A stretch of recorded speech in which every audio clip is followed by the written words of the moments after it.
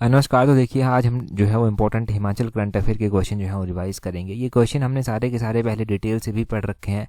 आज भी जहाँ पर इंपॉर्टेंट होगा थोड़ा थोड़ा जो है वो जानते रहेंगे और हर एक क्वेश्चन को देखेंगे कि कहाँ कहाँ से जो है वो अभी टैट का एग्ज़ाम भी है, कांस्टेबल का एग्ज़ाम भी है और भी एग्ज़ाम है, कहाँ कहाँ पर क्वेश्चन बन सकते हैं। अगर आपने नोट्स बनाए होंगे हमारे गिरिराज सीरीज से तब तो आपको रिवीजन करने में और भी ईजी हो जाएगा। अगर नहीं बनाए हैं तब भी हम यहाँ पर अभी डिस्कस कर ही रहे हैं, तब भी हेल्प मिलेगी।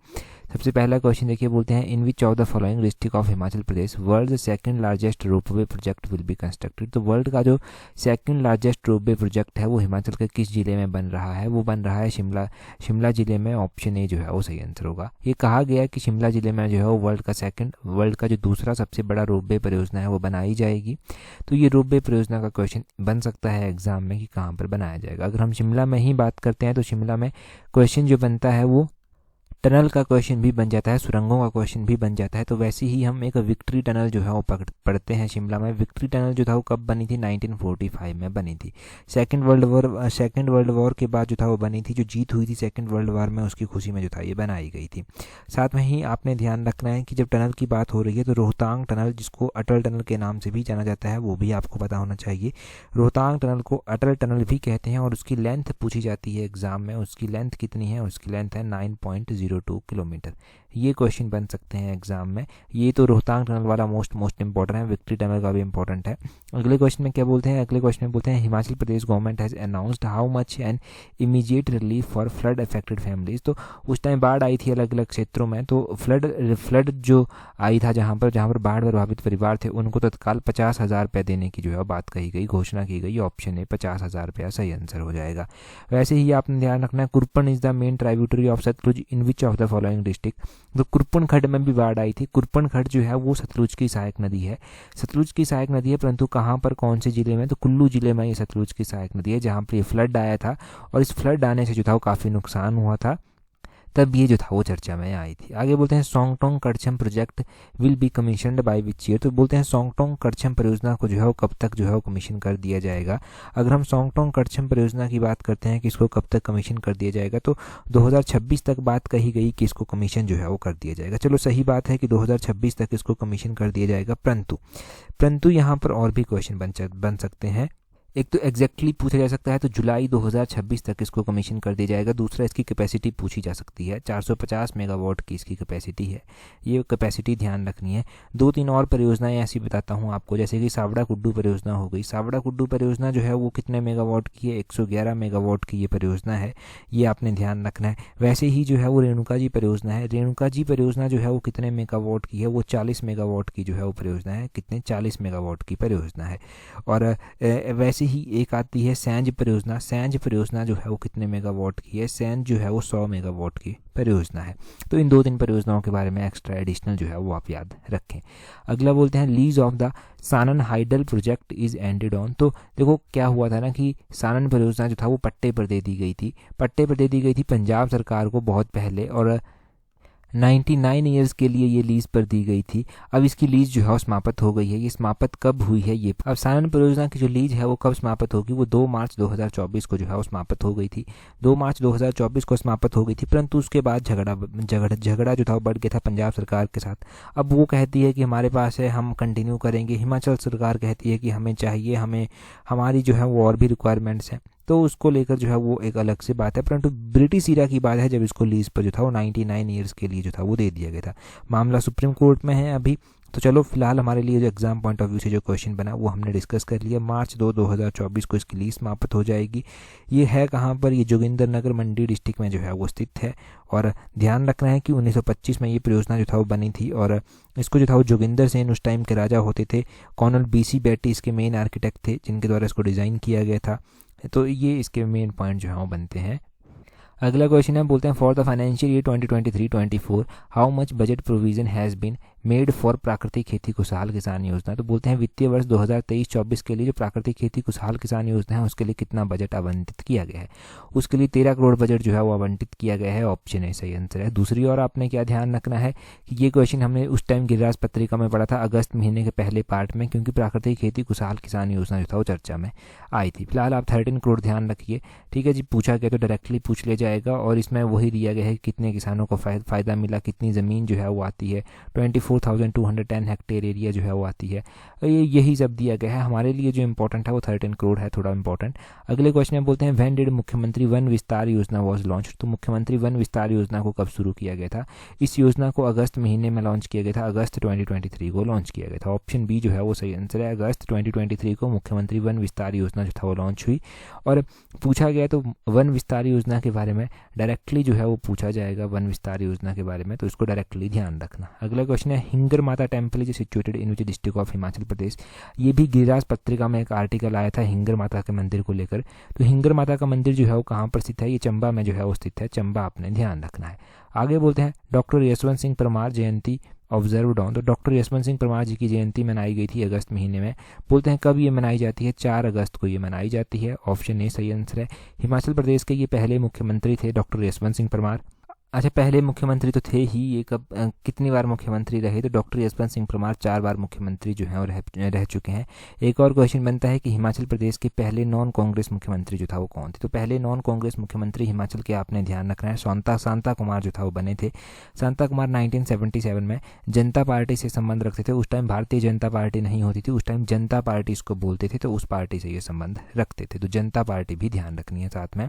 अगले क्वेश्चन में बोलते हैं what is the name of Himachal origin player who made her international debut this year by making a place in women's cricket team. तो बोलते हैं कि इस वर्ष महिला क्रिकेट टीम में स्थान बनाकर अंतर्राष्ट्रीय पदार्पण करने वाली हिमाचली मूल की खिलाड़ी का क्या नाम है। तो उनका नाम आपने तनुजा कंवर ध्यान रखना है। ऑप्शन ए जो है वो तनुजा कंवर ध्यान होना चाहिए। अगर हम क्रिकेट की बात करते हैं तो इमीडिएटली जो आपके माइंड में क्वेश्चन आना चाहिए वो आना चाहिए रेणुका सिंह का नाम। रेणुका सिंह भी क्रिकेट की प्लेयर हैं और इंडियन जो वुमेन क्रिकेट टीम है उसके लिए ये खेल चुकी हैं और शिमला से ये संबंध रखती हैं, शिमला डिस्ट्रिक्ट से, ठीक है जी। उनका ध्यान रखना है। आईपीएल में भी वो खेलती हैं, तो आरसीबी रॉयल चैलेंजर बेंगलुरु के लिए वो खेला था उन्होंने।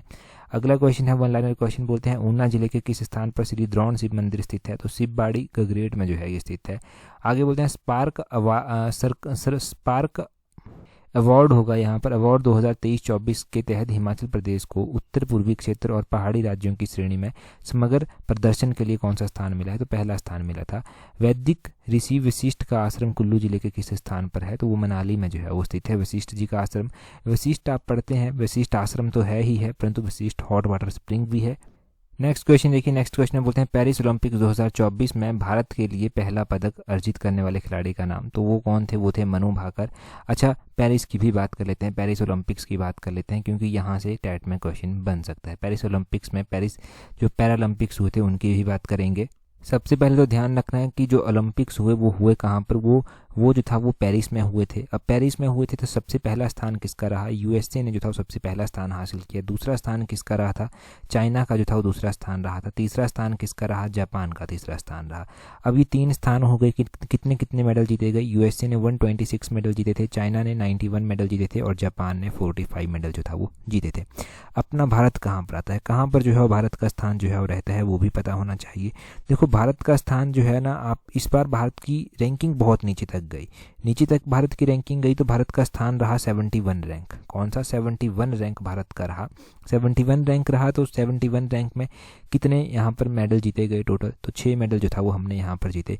कितने हमने गोल्ड, कितने हमने सिल्वर, कितने हमने ब्रॉन्ज मेडल जीते। तो देखो पहली बात तो ये है कि गोल्ड मेडल तो नहीं जीत पाए यहाँ पर, और दूसरी बात है कि सिल्वर मेडल की बात करते हैं तो सिल्वर मेडल 1 जीता था, और ब्रॉन्ज मेडल की बात करते हैं तो ब्रॉन्ज मेडल हमने कितने जीते थे, 5 ब्रॉन्ज मेडल जो था वो यहाँ पर जीते थे। टोटल 6 मेडल जो था वो यहाँ पर जीते गए थे। तो ये तो हो गया पेरिस ओलंपिक्स की बात। अगर हम पैरा ओलंपिक्स की बात करते हैं, पैरा ओलंपिक्स की अगर हम बात करते हैं तो वहाँ पर पहला स्थान किसका रहा, दूसरा स्थान किसका रहा और तीसरा स्थान किसका रहा। तो पैरा ओलंपिक्स में भी आपने ध्यान रखना है कि चाइना, यहाँ पर मैं लिख देता हूँ, तब आपको बेटर से रहेगा। चाइना जो है वो पहले स्थान पर जो है वो रहता है, दूसरे स्थान पर जो है वो ब्रिटेन रहता है और तीसरे स्थान पर यूएसए रहता है पैरालंपिक्स में। अब पैरालंपिक्स में जो है वो 220 मेडल चाइना के द्वारा जीते गए, ब्रिटेन के द्वारा 124 मेडल जीते गए और यूएसए के द्वारा 105 मेडल जो था वो जीते गए। अपना भारत कौन से नंबर पर रह रहा है, तो भारत की रैंकिंग भी ध्यान रखनी है।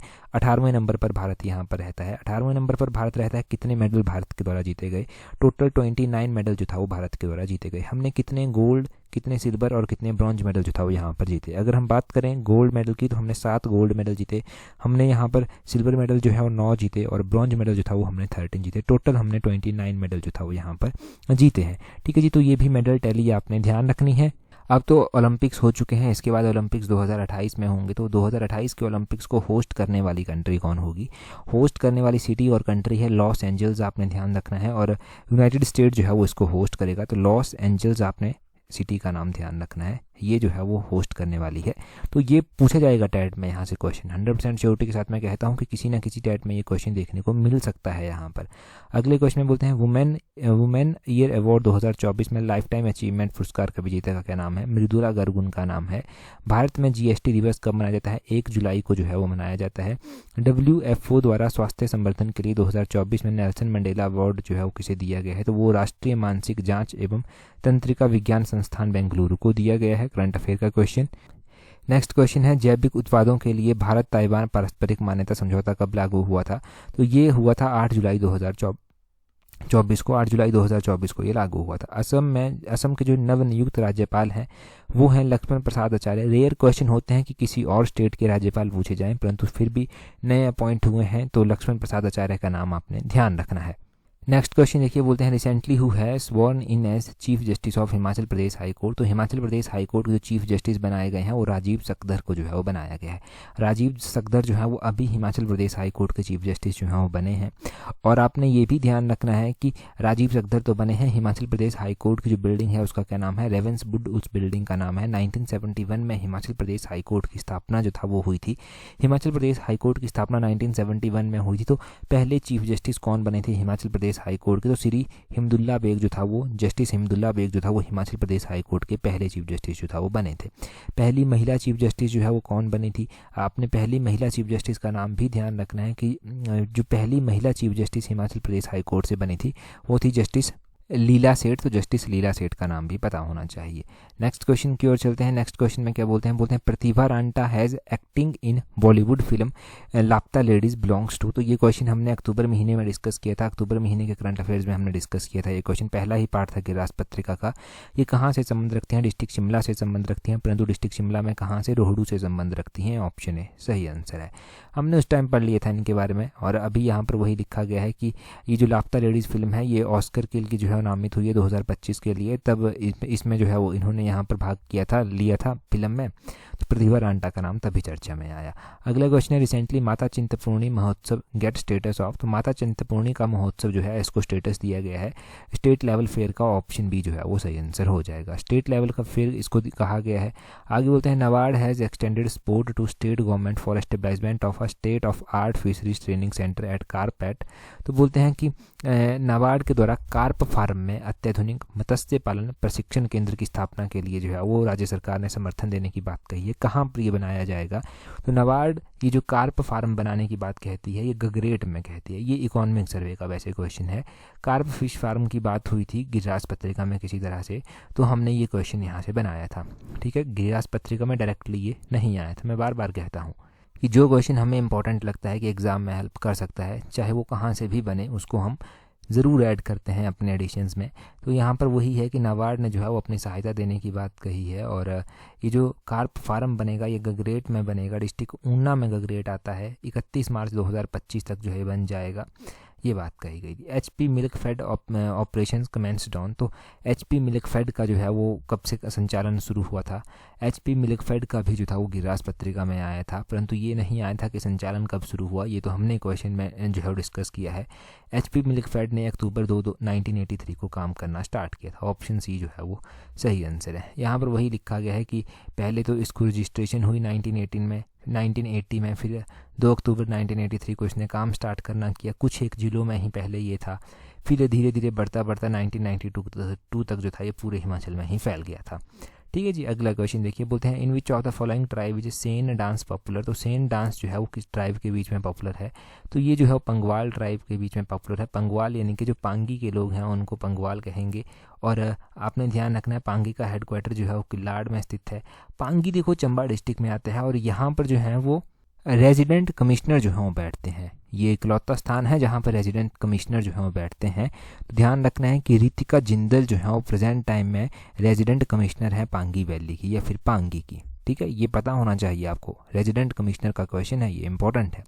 अगला क्वेश्चन क्या बोलते हैं? बोलते हैं how much grant provided for children under the age of 18 under मुख्यमंत्री सुख शिक्षा योजना। तो बोलते हैं मुख्यमंत्री सुख शिक्षा योजना के तहत 18 वर्ष से कम आयु के बच्चों को कितना अनुदान दिया जाता है? इनको मासिक तौर पर यानी कि पर मंथ जो है वो सहायता दी जाती है। कितनी दी जाती है? 1000 रुपया पर मंथ दी जाती है। ऑप्शन ए जो है वो सही आंसर हो जाएगा। 1000 पर मंथ जो है वो दी जाती है। और मुख्यमंत्री सुख शिक्षा योजना में ध्यान रखना है कि financial assistance widows, destitute women, divorced women, disable parents को जो है वो दी जाती है। वो बच्चे जो इस तरह से हैं उनको जो है वो सहायता जो दी जाती है वो हमने डिस्कस कर लिया कितनी दी जाती है। परंतु यहाँ पर ये भी बोलते हैं कि all the eligible women children individual with family income not exceeding 1 lakh. Income जो है ना 1 लाख से ज़्यादा पर ईयर नहीं होनी चाहिए, तभी उनको ये सहायता दी जाएगी। कहीं ना कहीं पर टर्म एंड कंडीशंस जो हैं वो लगाई जाती हैं। अगला क्वेश्चन देखिए, बोलते हैं around what percentage of Himachal Pradesh land mass is officially designated forest land. तो हिमाचल में जो है वो कितने प्रतिशत भूमि को जो है वो आधिकारिक रूप से जो है वो वन भूमि नामित किया गया है?